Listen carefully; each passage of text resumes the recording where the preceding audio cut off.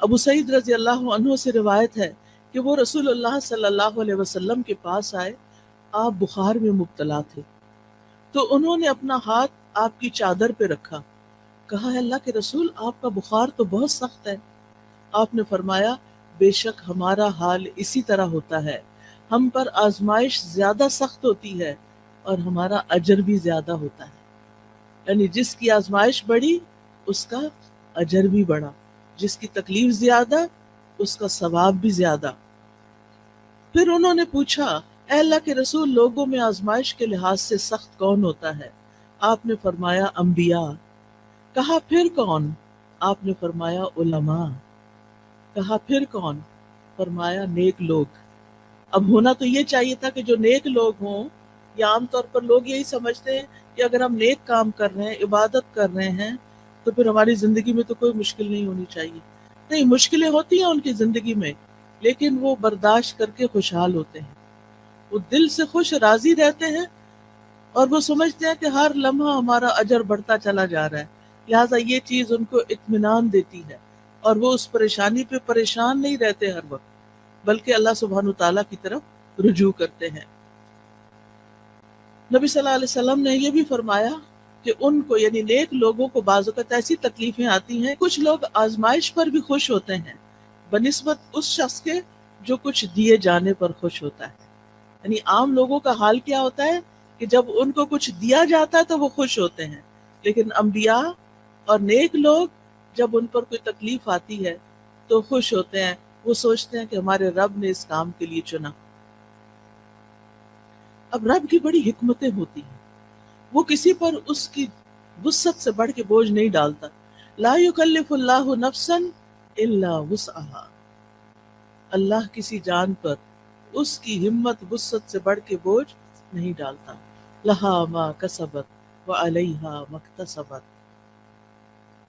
مومن یہی دعا کرتا رہتا ہے ربنا لا تؤاخذنا ان نسینا او اخطانا ربنا ولا تحمل علینا کما حملته علی الذین من قبلنا ربنا ولا تحملنا ما لا طاقت لنا به۔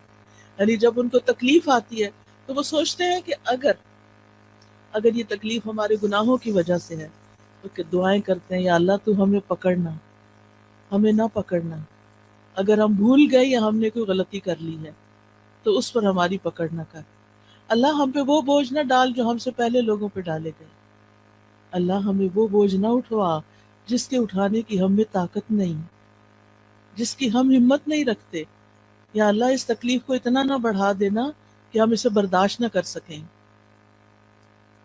لہٰذا وہ اللہ تعالیٰ کی طرف رجوع کرتے رہتے ہیں اور کہتے ہیں وَلَا تُحَمِّلْنَا مَا لَا طَاقَةَ لَنَا بِهِ وَاعْفُ عَنَّا، ہمیں معاف کر دیجئے، وَاغْفِرْ لَنَا، ہمیں بخش دیجئے، وَارْحَمْنَا، ہم پہ رحم فرمائیے، یا حی یا قیوم برحمتک استغیث۔ مومن پہ جب تکلیف آتی ہے، آزمائش آتی ہے، تو وہ اللہ کی رحمت پکارتا ہے، اللہ کی رحمت کے لیے دعائیں کرتا ہے، وَارْحَمْنَا انت مولانا، تو ہی ہمارا والی وارث ہے، تو ہی ہمارا مولا ہے، فانصرنا علی القوم الکافرین، ہمیں کافر قوم کے مقابلے میں مدد عطا فرما، ہم تیری مدد کے محتاج ہیں۔ اور اس میں آپ دیکھیے کہ اس قوم میں سب سے پہلے تو ابلیس آتا ہے، شیطان آتا ہے، جو وسوسے ڈال ڈال کے اللہ سے بدگمان کرتا ہے، تو یا اللہ ہمیں اس کے مقابلے میں طاقتور کر دے، تو ہماری مدد فرما، ہم پر رحم فرما۔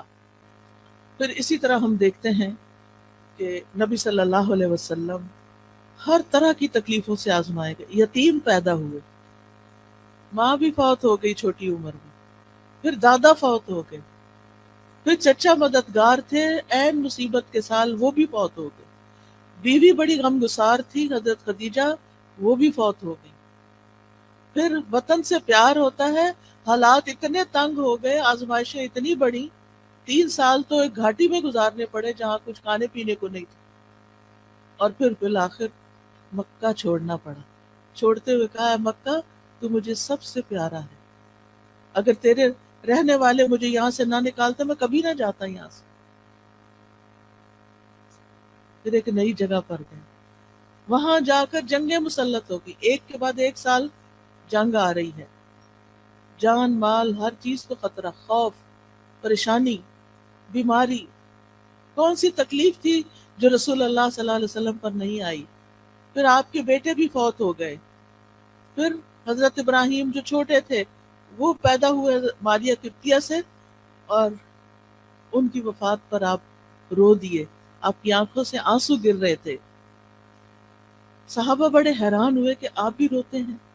آپ نے فرمایا ان العین تدمع والقلب والقلب يحزن ولا نقول الا ما يرضى ربنا وانا بفراقك یا ابراہیم لمحزونون۔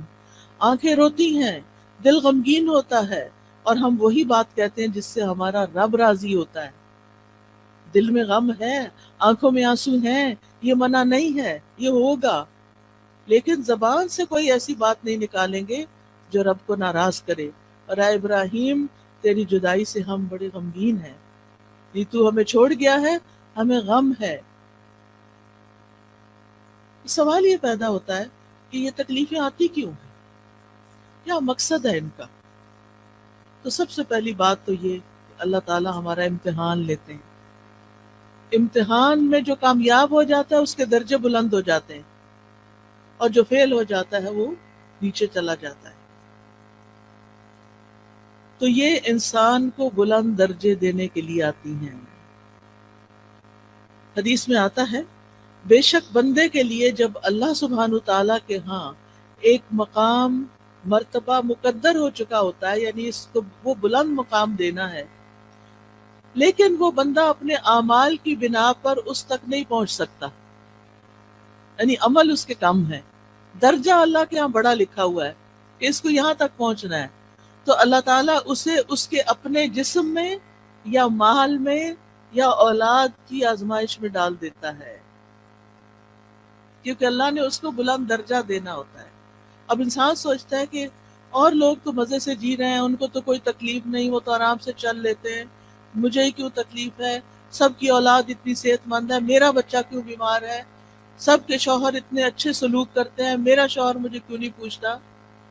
یہ دراصل آپ کا امتحان ہے، آپ اس تکلیف سے گزر رہی ہیں، یہ اللہ سبحانہ وتعالیٰ کے ہاں آپ کے درجے بلند کر رہی ہے اگر آپ صبر کر رہے ہیں۔ اور پھر یہ کہ جب اللہ تعالیٰ تکلیف دیتا ہے تو جن کے درجے بلند ہوتے ہیں ان کو اللہ تعالیٰ صبر کی توفیق بھی دے دیتا ہے، حتیٰ کہ وہ اس مقام تک جا پہنچتا ہے انسان جو اللہ کی طرف سے اس کے لیے پہلے سے مقدر ہوتا ہے۔